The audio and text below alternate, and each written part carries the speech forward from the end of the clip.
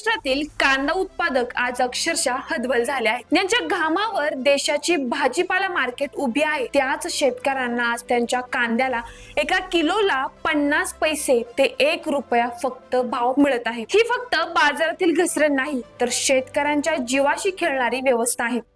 एकीकडे खतांचे दर वाढताना दिसत आहे तर औषधांचे सुद्धा दर वाढत आहेत. डिझेल पेट्रोल महाग होतंय, मजुरी वाढते, पण जेव्हा शेतकऱ्याच्या मालाला भाव देण्याची वेळ येते तेव्हा मात्र सरकार आणि बाजार दोघेही शांत का असतात? शेतकरी फक्त उत्पादन करायचं मशीन आहे का? सविस्तर रिपोर्ट जाणून घेऊयात आजच्या महत्त्वपूर्ण व्हिडिओमधून. नमस्कार शेतकरी बंधू आणि भगिनींनो, पालवी ॲग्रिको मधून मी कृषी तज्ञ मोनिका रोडे आज आपल्या महत्त्वपूर्ण व्हिडिओमध्ये मनापासून स्वागत करते.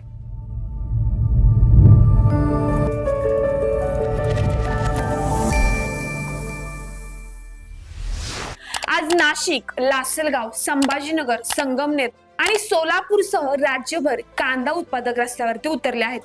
समृद्धी महामार्ग रोखण्यात आला, पोलिसांशी झटापट झाली, आंदोलकांना ताब्यात घेण्यात आलं, पण तरीही शेतकऱ्यांचा संताप थांबलेला नाही. कारण हे फक्त आंदोलन नाही तर जगण्यासाठीचा आक्रोश आहे. संभाजीनगरमध्ये एका शेतकऱ्याला कांद्याला फक्त 1 रुपया भाव मिळाला. शेवटी संतापलेल्या त्या शेतकऱ्याने कांद्याने भरलेला टेम्पोच रस्त्यावर रिकामा केला. संगमनेर मध्ये लाखो रुपये खर्च करून उभी केलेली कांदा चाळ पेटवून देण्याची वेळ आज शेतकऱ्यांवरती आली. सोलापूरमध्ये 60 गोणी कांदा विकून हातात फक्त 400 ते 500 रुपये आले. एवढ्या पैशात शेतकऱ्यांनी घर चालवायचं तरी कसं? कर्ज फेडायचं तरी कसं? मुलांचं शिक्षण करायचं तरी कसं? आज शेतकरी सरकारकडे स्पष्ट मागण्या करत आहे. प्रति क्विंटल किमान 3000 रुपये भाव द्या, 1 ते 1,500 रुपये अनुदान द्या, कायमस्वरूपी हमी भावाची व्यवस्था करा, कांदा निर्यात तात्काळ सुरू करा आणि निर्यातीवरील बंदी पूर्णपणे हटवा. फक्त 2 ते 3 लाख टन खरेदी करून फोटो सेशन नको तर 20 ते 25 लाख टन कांदा खरेदी करा. पण सरकारचं त्यावर उत्तर काय?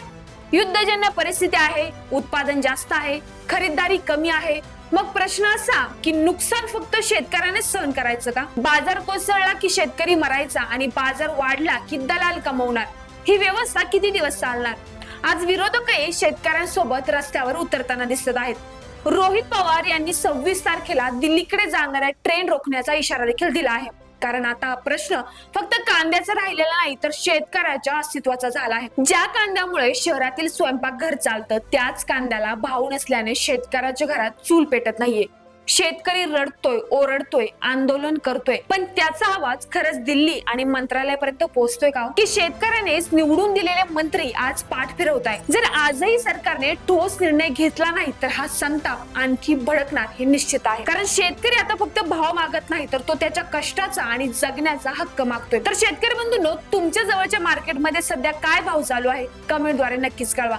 सोबतच हा व्हिडिओ आपल्या बाकी कांदा उत्पादक शेतकरी बंधूंना जास्तीत जास्त शेअर करा. धन्यवाद.